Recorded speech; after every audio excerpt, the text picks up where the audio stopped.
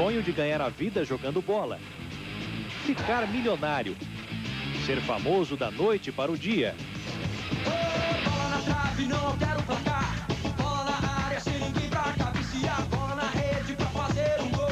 Quem não sonhou em ser um jogador de futebol? Quem nunca sonhou em ser jogador de futebol? A gente sempre sonha, né, em ser um craque, jogar bola, assim, ser famoso. Milhões de garotos no mundo inteiro correm atrás do sonho, nas peneiras e nas escolinhas de futebol.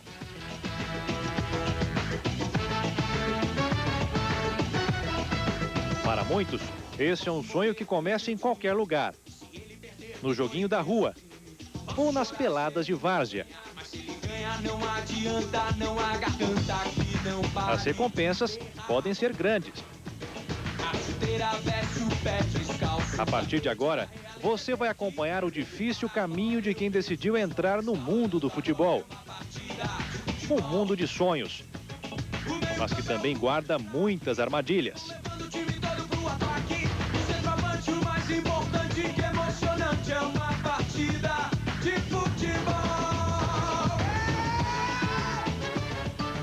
Boa noite. A conquista do Campeonato Brasileiro pelo Santos fechou um dos melhores anos do futebol brasileiro de todos os tempos. Marcou também uma volta ao futebol arte. O Santos dos meninos virou sinônimo de futebol alegre e lembrou um tempo em que a bola era mais importante que as cifras. A carreira de um jogador de futebol começa normalmente pelas peneiras dos clubes. É lá que os talentos são testados. Mas onde começará a magia que pode fazer um desses garotos conquistar o mundo com apenas um drible?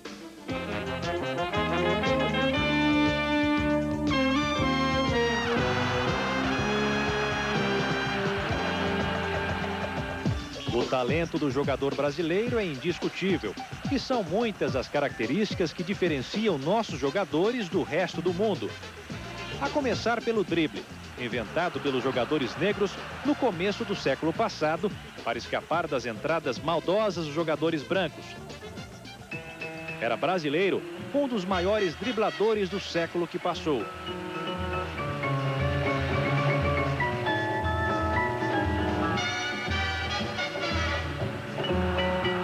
É brasileiro, o maior jogador de todos os tempos, o maior goleador da história, com 1.220 gols.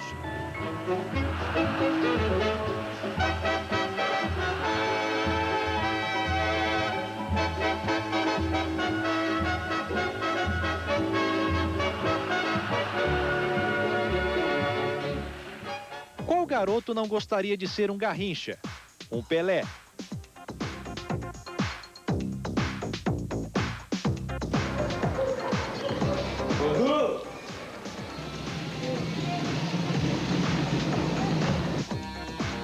Eduardo e seus amigos acordam cedo para não se atrasarem.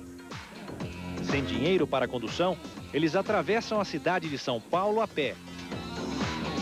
Em busca do sonho de conquistar uma vaga na peneira do Juventus, um clube da Moca.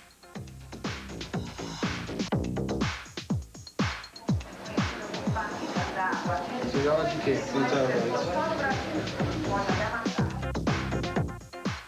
A peneira é uma espécie de vestibular, no qual dezenas, às vezes centenas de garotos são testados em partidas de 40 minutos de duração. Onde você mora? Verdadeiras triagens. As peneiras são a solução encontrada pelos clubes para caçar novos talentos. Eduardo Martins Prado. Eduardo Martins Prado, pega o colete 4 azul. Tentar, né, conseguir jogar aí, né, Juventus, qualquer um time aí. Tentar ver aí se dá pra ser um jogador aí também, né? A peneira começa quando o treinador chama todos para o aquecimento muscular.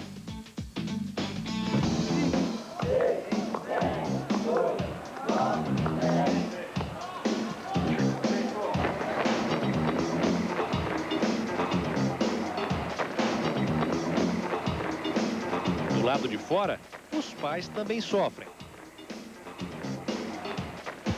Suspeito para falar, né?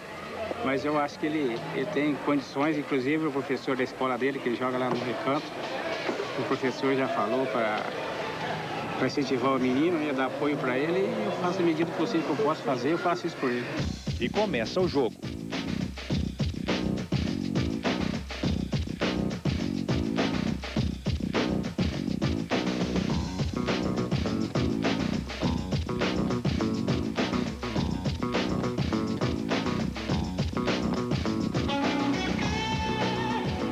No final da partida, o preparador físico bate um papo com os garotos antes de anunciar quem passou. O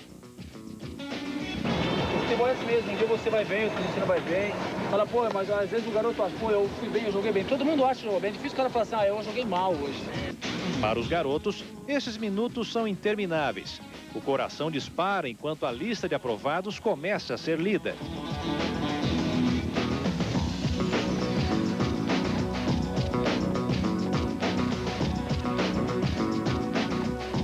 Danilo, Renato Vasque, Raoni Santoro. Alegria para Eduardo e os outros garotos que foram aprovados. Vocês todos têm potencial, mas hoje nós achamos que eles tinham um pouco mais, tá? Algo mais que eles mostraram hoje durante o jogo para nós, certo? Tristeza e esperança para quem não conseguiu dessa vez. Tudo bem, se ele não passou agora, o próximo ele passa, que eu falo pra ele não pode desanimar, né? Obrigado.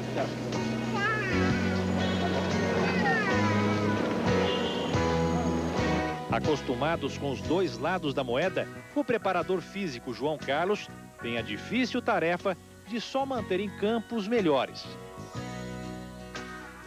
É um trabalho psicológico também, né? Que a gente tem que tentar trabalhar a cabeça da criança da forma seguinte, para não desestimular ele. Porque o garoto, como a gente diz, é um sonho para ele. Então ele embute tudo aquilo, ele põe toda a vontade dele. O critério que a gente utiliza é o seguinte, o garoto ele tem que ter um bom passe, bom domínio de bola, visão de jogo principalmente e espírito de equipe. Que habilidade, essas coisas, o garoto ele pode até aprender. Agora o craque já nasce, o craque já o talento é nato já, ele já nasce com esse talento. Eduardo volta para casa e vai logo contando a notícia para a mãe. Passei no teste. Passou no teste? Passei. Eu e o Renato. É? Eu e o Renato. Chega aí, Renato. Passou, Renata? É verdade? Ao ver nossa equipe gravando, ela chega até a pensar que é uma brincadeira do filho. Muito bom, a gente às vezes deseja, né? Mas não acredita, né? Porque é um sonho deles, né? De todos eles. Muito bom, parabéns.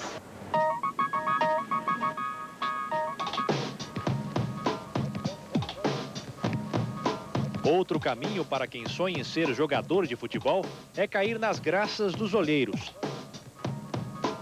Eles são caçadores de talentos, que ganham a vida correndo campos de várzea por todo o Brasil, na tentativa de descobrir garotos com potencial de craque, para depois vendê-los para grandes clubes.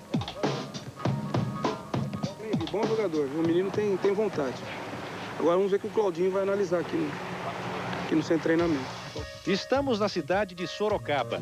Meninos do sul, norte e nordeste do país treinam na associação atlética, esperando por uma chance de aparecer no futebol.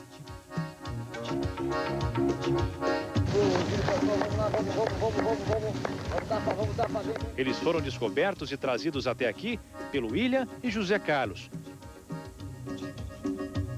Eles se intitulam Clínicos de Futebol. Exatamente. O clínico de futebol é aquela pessoa descobridora de talentos, disposta a enfrentar um monte de dificuldades para poder revelar um jogador de futebol. Eu saio trabalhar no norte e nordeste do país, ver alguns jogadores, ver talentos, descobrir uns meninos que têm essas condições. Descobrindo esses jogadores, nós trazemos eles para cá. Aqui ele é desenvolvido junto com o professor Claudinho as outras características que são necessárias para que ele se torne um grande jogador de futebol ou em condições de se apresentar nos grandes clubes que tem fama em categoria de base, né? Nós vamos tentar emprestar ele para o time do... José Carlos sabe bem o que os garotos vão enfrentar ao entrar no mundo do futebol profissional. Normalmente um clube que nem Palmeiras, Santos, Corinthians, Flamengo no Rio, o próprio Botafogo, eles pedem um garoto assim, mas eles pedem primeiro que esteja estudando. Porque não sabe o dia de amanhã se vai vingar ou não, né? Nem todos vingam. Você traz 100 garotos, um vai ser aprovado. É muito difícil ser jogador de futebol. 4, 5, 6, 7, 8, 9, 10. Tenho um grande sonho, por isso que nós estamos aí com o projeto com o José Carlos e com o senhor William, né? Para tentar um dia chegar num time grande, né? Como todos os jogadores querem, ganhar muito dinheiro, muita fama, mulheres principalmente. Ele pode trazer fama, dinheiro, mulheres, mas além de tudo a alegria de estar jogando, de estar num time profissional, que é meu grande sonho. Muito treinamento, muita viagem, muita concentração e muito trabalho. Não, acho que o dinheiro ele é importante, mas não é tudo, não.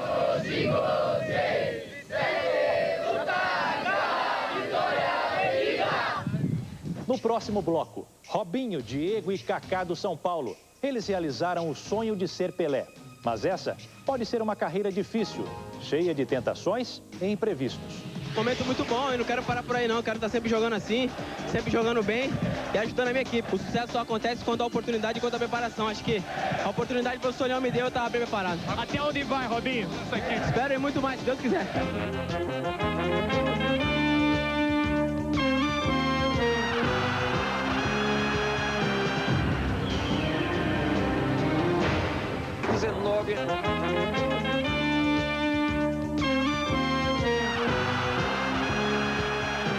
Estamos de volta com o Repórter Record.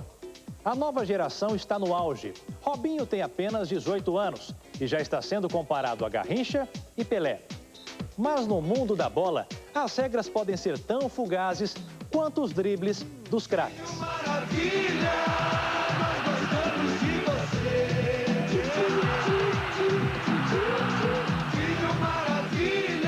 A maior parte dos craques de antigamente tem uma história parecida para contar.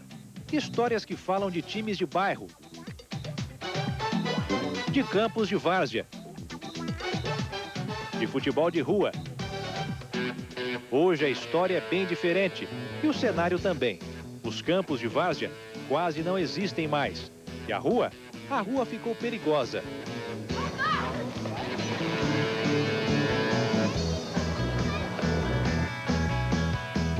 Essa mudança fez surgir as escolinhas de futebol, que abrigam os garotos que podem pagar para jogar e para aprender.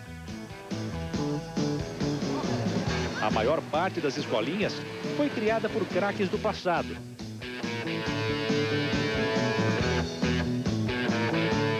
Eterno ídolo do Corinthians, Rivelino jogou por 10 anos na seleção brasileira. Dono de uma escolinha de futebol, o Canhotinha de Ouro lamenta que os campos de várzea estejam sumindo. Realmente a gente tinha espaço para jogar. Eu tinha meu campinho de futebol perto de casa que a gente jogava futebol. E hoje realmente você não tem mais esse espaço. E era uma coisa natural, porque antigamente a gente ia jogar na nossa turma e todos os garotos tinham um potencial enorme. Rivelino teve uma ascensão rápida no Corinthians. Mas mesmo sendo de classe média, ele teve que suar muito para chegar lá. Eu morava aqui perto do Clube Banesco, aqui na Santo Amaro. Então você vê, da Santo Amaro eu ia para o Parque São Jorge. Então eu levantava às 5 horas, 5 e pouco da manhã, eu pegava o Anhangabaú aqui, parava no Anhangabaú embaixo, ali antigamente parava aqui naquele viaduto, descia, subia aquela escadaria, pegava a Rua Direita, Praça da Sé, ia na Praça Clóvis. Aí quando chegava na Praça Clóvis, pegava o São Judas São Jorge. Pegava Celso Garcia, tudo, e até o ponto final do Corinthians. Aí descia do ônibus, aí descia lá para o Corinthians para ir me treinar. E fazia isso todos os dias. O apoio da família foi fundamental, tanto para cuidar do dinheiro quanto do físico. É muito importante você ter uma base familiar. Então, graças a Deus, meu pai nunca precisou do meu dinheiro.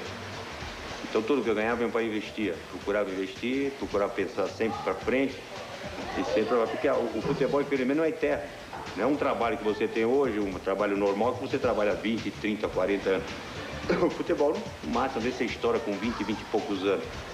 Então meu pai sempre pensou na frente, teve meu pai, teve meu irmão, e a gente procurou administrar bem. Para Rivelino, as escolas de futebol e as clínicas de fisioterapia servem para aumentar a capacidade de jogo do atleta, mas não ensinam ninguém a ser craque. Ninguém me ensinou a jogar bola. Eu não vou pegar teu filho e falar, não vou fazer teu filho um craque, eu estou mentindo para você. Eu acho que é maior a integração. É um espaço que eu tenho para o garoto, até socialmente esse garoto. Que hoje eles vivem confinados num apartamento, num espaço pequeno, não tem amigos.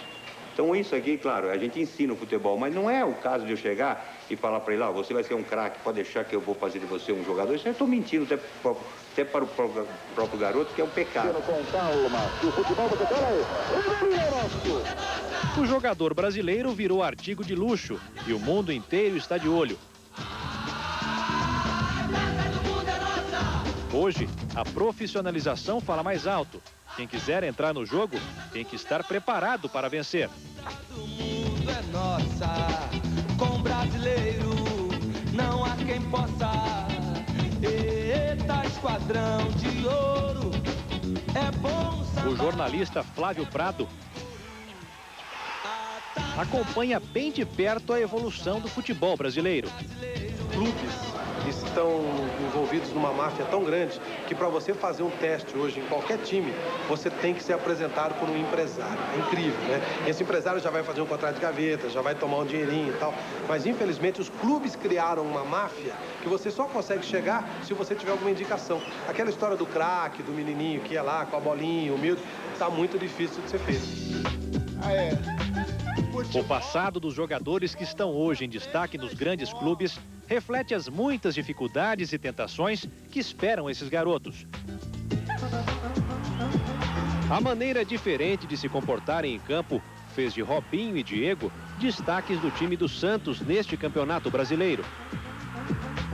Robson de Souza, o Robinho, nasceu em São Vicente, litoral sul de São Paulo, em 1984. Revelado pelo time juvenil do Santos, subiu ao profissional em janeiro de 2002. 18 anos, corpo magro e esguio, ginga de moleque, atrevido nos dribles, quase sempre leva a melhor contra os zagueiros inimigos. Além da pouca idade e a sua semelhança física com o Rei Pelé, a história de Robinho também segue os passos do rei. O sol nasce para todos, mas só brilha para poucos, e brilhou pela janela do barraco da favela onde morava esse garoto. Robinho praticamente nasceu com a bola no pé. Desde bem cedo, ele manteve uma relação íntima com a redondinha e com as vitórias. Que fazia o que queria com uma bola no pé. O sucesso só acontece quando a oportunidade e quando a preparação. Acho que a oportunidade que o professor Leão me deu, eu estava bem preparado. Até onde vai, Robinho? Espero ir muito mais, se Deus quiser. Hoje ele colhe frutos por ter sido um dos heróis do título brasileiro deste ano, que, por ironia do destino, é o primeiro que o seu time ganhou desde que nasceu.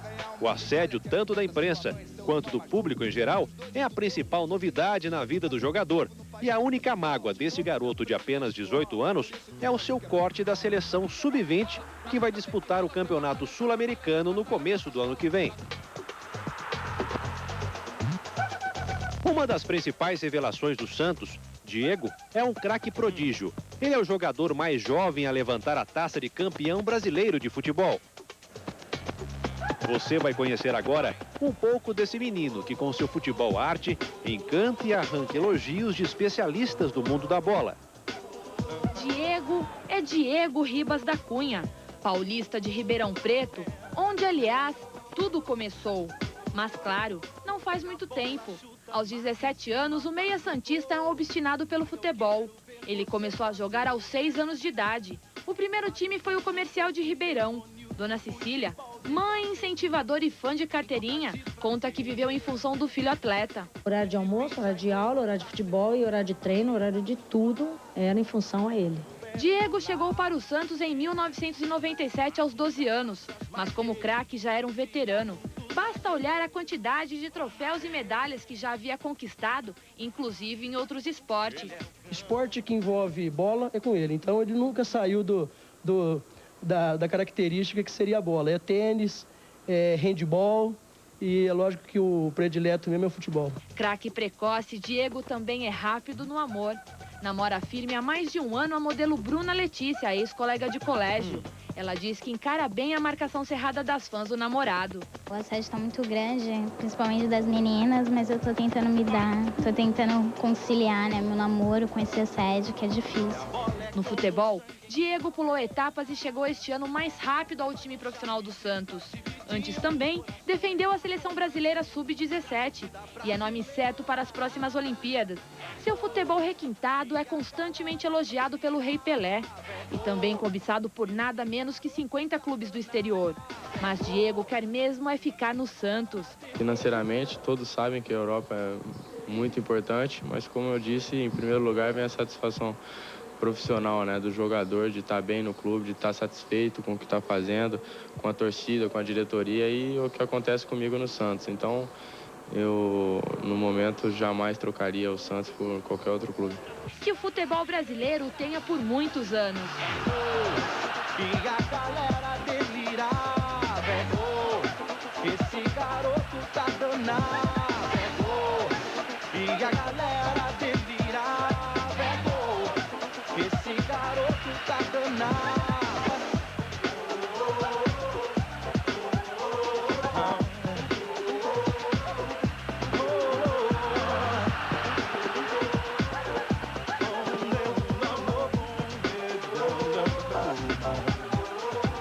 Jogador de amor rolando a bola, e a bola é como sangue em sua veia. Vai com charme, dribla, dividindo corações. Marcou mais um pra torcida brasileira.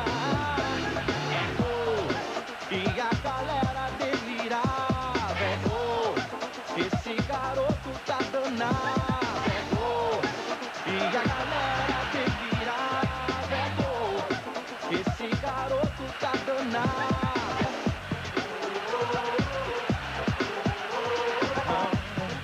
No próximo bloco, você vai conhecer de perto a trajetória dos novos ídolos do futebol brasileiro.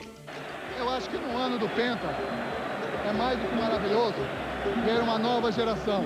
Não só pela vitória do Santos, que eles mereceram a quantidade de jogadores jovens que tem no Santos, mas no Corinthians, São Caetano, no Atlético, no Cruzeiro, alguns que apareceram mesmo no Palmeiras mal.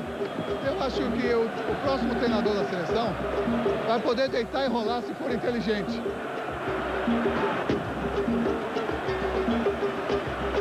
No meu tempo, se eu fosse dar essa pedalada que o Robinho deu outro dia, eu caía. Não sabia fazer isso. Ele é um atacante nato, um jogador fantástico, uma obra-prima, o melhor jogador do Campeonato Brasileiro.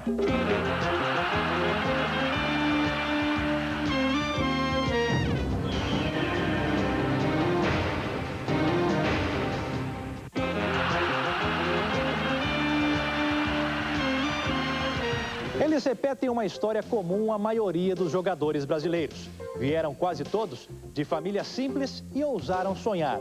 E com a bola nos pés, criaram um novo universo para suas vidas. Um universo mágico, que mistura talento e emoção e se transforma em sonho na cabeça dos torcedores. Olha aí o Robinho, vai pra cima, pode ser o último lance, Robinho. 2 na marcação pra cima dele, pedalou, passou, Robinho, toque pra trás. A chance do Santos, olha o terceiro.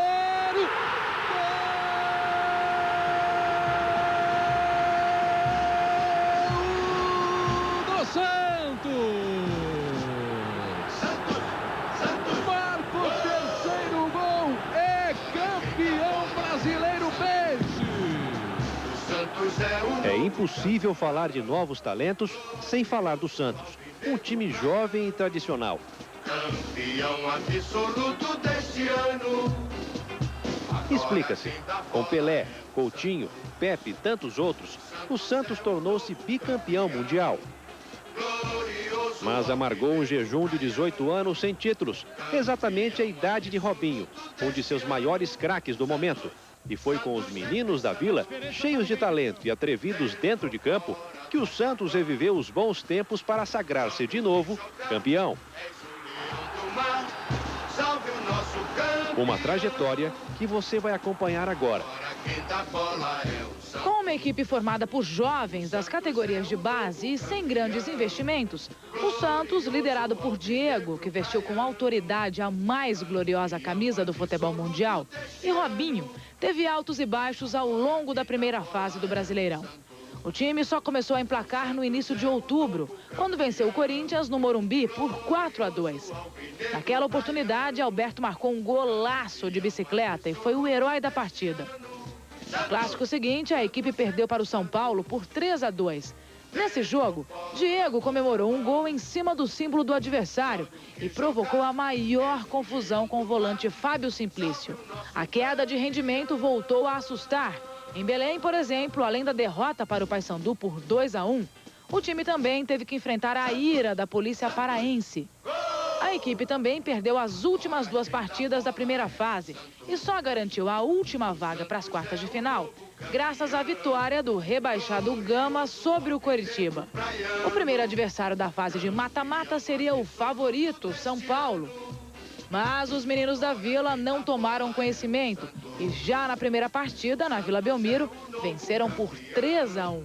No reencontro no Morumbi, outra vitória, desta vez por 2-1. O golaço de Diego carimbou a passagem do time para a etapa seguinte. O Grêmio foi a vítima das semifinais. Na Vila Belmiro, os comandados do técnico Tite perderam o jogo por 3-0 e também a cabeça. No jogo seguinte, a derrota do Santos por 1-0 teve gosto de vitória, já que o time garantiu vaga na decisão. Como de costume, a equipe perdeu o direito de jogar na Vila Belmiro, mas nem ligou. Venceu o primeiro jogo por 2-0 e o segundo por 3-2 com o show de Robinho. Com a vitória, os santistas garantiram o título do Campeonato Brasileiro de 2002, quebrando um jejum de 18 anos. Glorioso alvinegro praiano, campeão absoluto deste ano, Santos! Há muito tempo eu não tinha prazer de ver futebol no Brasil e agora com o Santos eu voltei a ter prazer de ver futebol, porque é uma beleza ver o Santos jogar. O leão do mar, salve o nosso campeão! Pepe, como era o Santos de 62? Bom, o Santos de 62 já era a grande equipe do futebol brasileiro e conhecida e reconhecida mundialmente, porque a partir da Copa do Mundo de 58, onde nós tivemos 3 campeões mundiais, eu, o Pelé e o Zito, o Santos não parou de fazer excursões. Em 62 o time estava realmente no auge, haja vista que nós fomos campeões mundiais, ganhando do Benfica 2 vezes, depois de termos passado pela Libertadores, e era um time que jogava por música. Realmente eu tenho muita saudade, porque eu considero um privilegiado de ter participado daquele grupo, que era uma família e um time composto de jogadores excepcionais. Pepe jogou no Santos de 51 a 69 e conquistou 53 títulos como jogador. Apesar de gostar do futebol dos campeões brasileiros, acha difícil que a nova geração santista repita os feitos daquela época. Repetir, ganhar tantos títulos que nem nós ganhamos, eu acho uma tarefa muito árdua, porque a gente ganhou todos os títulos possíveis e imagináveis, em torneios em todos os lugares do mundo. E era uma geração que o jogador ficava 8, 10, 12, 15 anos no mesmo clube. Havia aquela história de amor à camisa. Hoje em dia não, o profissionalismo está até falando mais alto. Então, embora a gente veja Diego dizer que quer continuar no Santos, o Robinho também tem falado isso, mas no mínimo vão aparecer ofertas muito altas, se não for agora, daqui a 1, 2 anos, e os jogadores vão acabar querendo fazer a independência financeira e com inteira justiça, se transferindo para o exterior. Robinho e companhia enchem de orgulho o coração santista do ex-ponta esquerda. No meu tempo, se eu fosse dar essa pedalada que o Robinho deu outro dia, eu caía. Não sabia fazer isso. Em compensação, tinha um chute de esquerda que chegava a 122 km por hora, né? Tinha outras características que o Robinho não tem. Então, eu não considero o Robinho um ponteiro. Ele é um atacante nato, um jogador fantástico. uma obra-prima, o melhor jogador do Campeonato Brasileiro. Numa coisa, Pepe considera os dois times parecidos, nas brincadeiras. O ambiente era excelente, gozações. Na curta vida de um jogador de futebol, as dificuldades do começo de carreira são pequenas, comparadas com os desafios que ele terá de enfrentar ao final dela, quando se aproxima a hora de parar.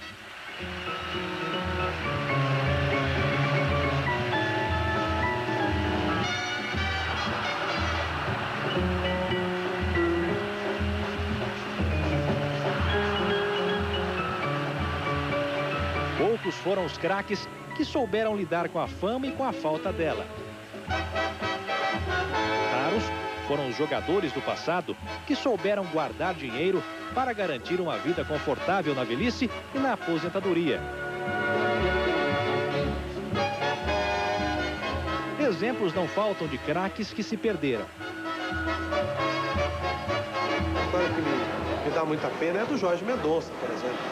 O Jorge Mendonça foi um jogador maravilhoso, um jogador que foi artilheiro do Campeonato Brasileiro, era um ídolo no Palmeiras e muito rapidamente ele perdeu tudo. Ele deixou todo o investimento, pelo menos foi o que ele me contou, deixou tudo que ele investia na mão de um cunhado e no momento que ele se separou da esposa ele percebeu que todas as coisas estavam no nome da esposa, não dele. Então ele se viu de uma hora para outra sem dinheiro nenhum, sem ter muita coisa para fazer, não conseguiu se recuperar e hoje vive aí numa situação bastante precária. Inclusive parece que está bebendo muito, enfim, ele está se acabando, né? Ele não está conseguindo nem sequer recomeçar como cidadão. Essa é uma história complicada. Parceiro inesquecível de Pelé e um dos maiores craques brasileiros de todos os tempos, ele não teve a mesma sorte, nem a mesma disciplina do rei do futebol.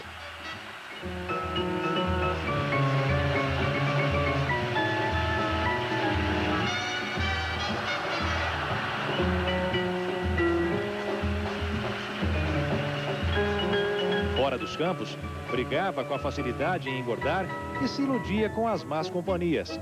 Isso custou o afastamento do Santos no auge da carreira. Coutinho teve uma jornada meteórica.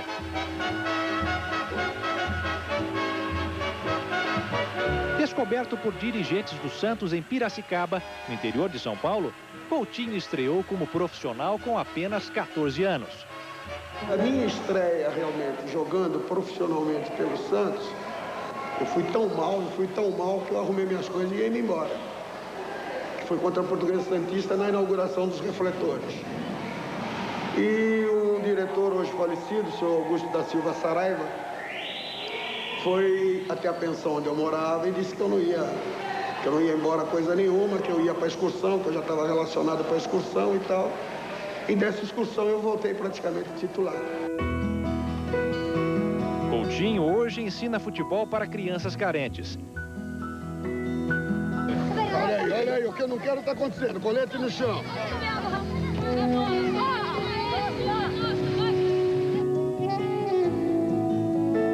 Assim como outros jogadores veteranos, Coutinho também lamenta que o dinheiro fale mais alto que a paixão.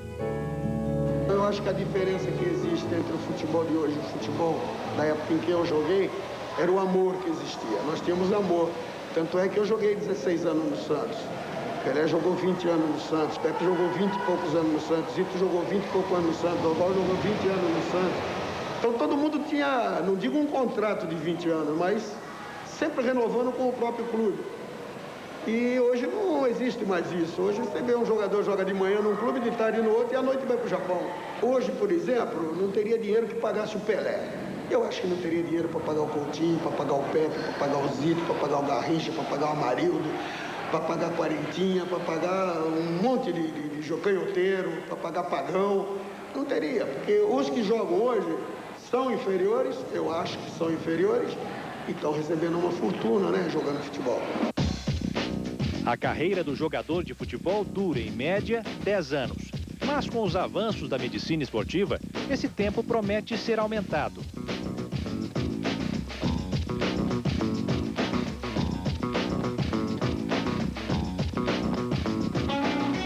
Estamos no consultório de um dos maiores fisiologistas do país, o Dr. Turíbio Leite de Barros.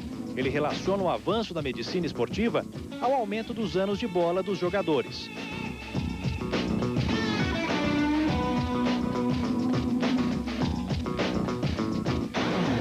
melhora de desempenho, ela depende fundamentalmente até da herança genética de cada um. Ou seja, a resposta ao treinamento, a resposta aos procedimentos científicos, médicos, que se possa desenvolver do ponto de vista de melhora do condicionamento físico, depende fundamentalmente até dessa herança genética.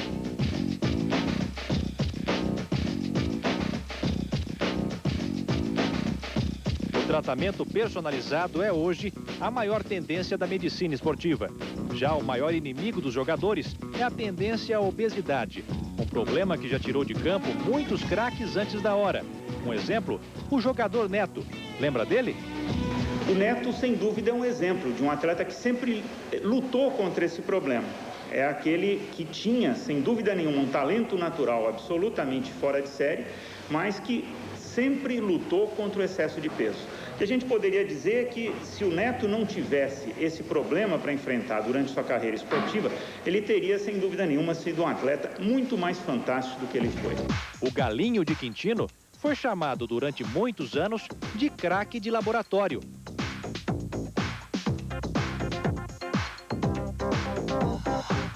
Mas será que isso existe? Eu não me considero um cara biônico, um cara de laboratório. Como quando eu comecei a se destacar, todo mundo começou a falar nisso. Mas se eu não tivesse talento, se eu não tivesse dom para jogar futebol, nada disso teria tido resultado. Esse trabalho feito com o Zico propiciou exatamente que ele adquirisse níveis de condicionamento físico, de estrutura muscular adequada, a poder tolerar os ritmos de intenso trabalho que o futebol moderno solicita. A técnica do drible, o domínio da bola e a arte de fazer gol transformaram os jogadores em produtos cobiçados no mundo inteiro.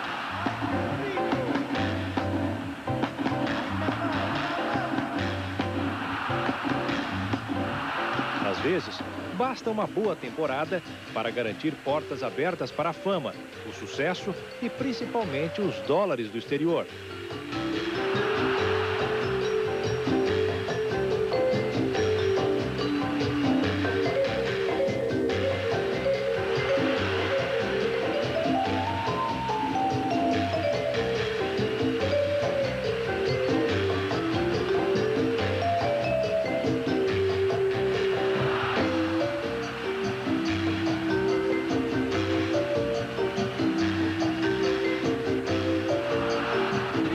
Passou a ser um produto de mídia, mais do que um jogador de futebol. Parece incrível, mas ao mesmo tempo que o futebol se torna um negócio cada vez mais grandioso, a média dos jogadores brasileiros fica cada vez mais pobre. Os números divulgados pelas empresas de marketing dão a falsa impressão de que basta entrar para esse mundo para ficar rico.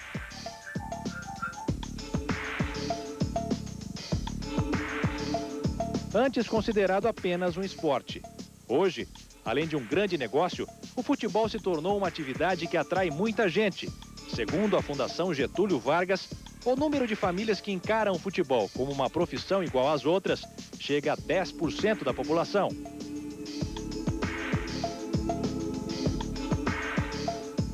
O futebol é feito para aquele público que está lá, 30 mil, 40 mil pessoas, mas ele é feito para 5 milhões, 10 milhões, 8 milhões que estão na televisão ou que estão consumindo o futebol através de jornais no dia seguinte, entende? Consumindo os produtos que são anunciados no futebol.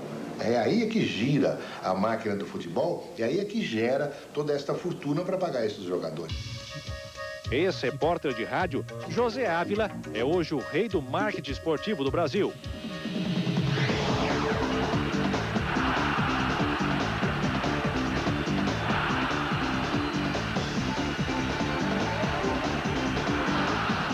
Muito pouco a bilheteria e aumentou muito a difusão do evento. Isso é marketing. Tinha público no estádio só e mais nada. O futebol não tinha outra receita. E o público que vai ao estádio não paga a conta desse show. José Ávila foi o responsável pelo contrato da Nike com a seleção brasileira. Pelo negócio, segundo a revista Veja, ele recebeu uma comissão de 10 milhões de dólares. Para ele, o jogador brasileiro não sabe promover a sua imagem e, quando faz de forma intuitiva.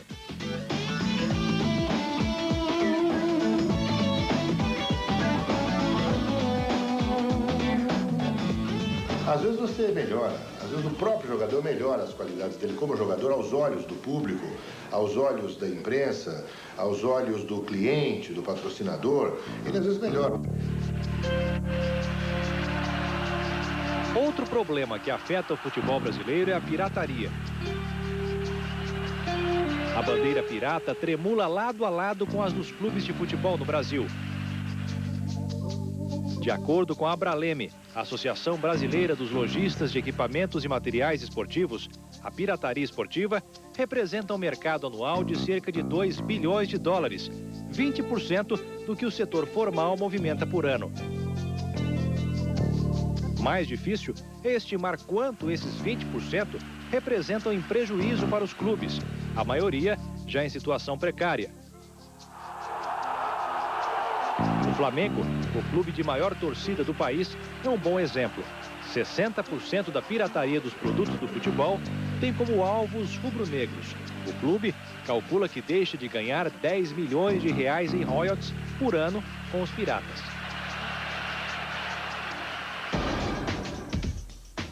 O futuro ministro dos Esportes do governo Lula, Agnello Queiroz, estabeleceu como uma das missões da próxima administração o estímulo ao esporte nas escolas.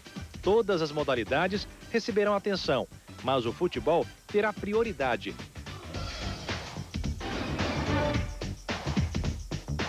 Prioridade também na área dos negócios. Uma medida provisória que está para ser aprovada no Congresso promete a profissionalização definitiva dos clubes do país. Os clubes de futebol serão obrigados a se transformar em empresas. Com isso, contabilidades e obrigações legais poderão ser conferidas e cobradas com mais precisão. Mas o que mais interessa, as letras dos documentos não são capazes de contemplar. O futebol conseguiu se transformar no esporte mais popular do mundo, principalmente porque suas imagens servem de combustível para os sonhos, alegrias e tristezas de milhões de torcedores nos 4 cantos do planeta.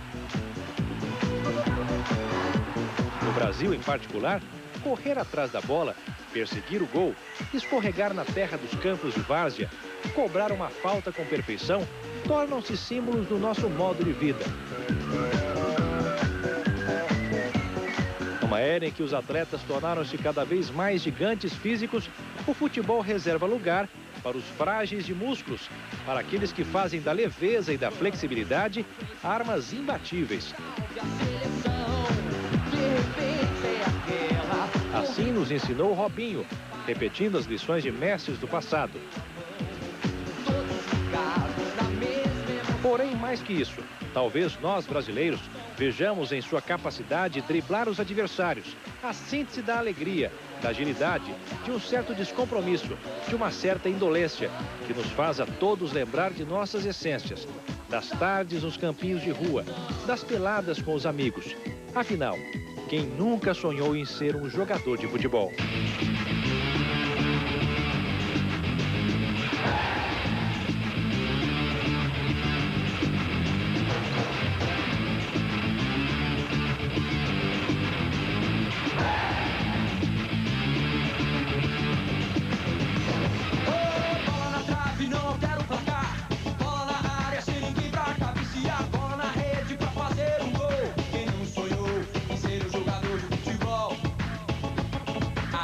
No estádio é um estandarte, lona pendurada na parede do quarto, distintivo na camisa do uniforme. Que coisa linda, é uma partida de futebol.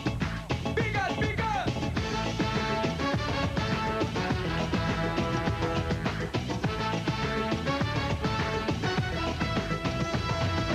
Posso morrer pelo meu time, se ele perder, que dor imenso crime. Posso chorar se ele não ganhar, mas se ele ganhar não adianta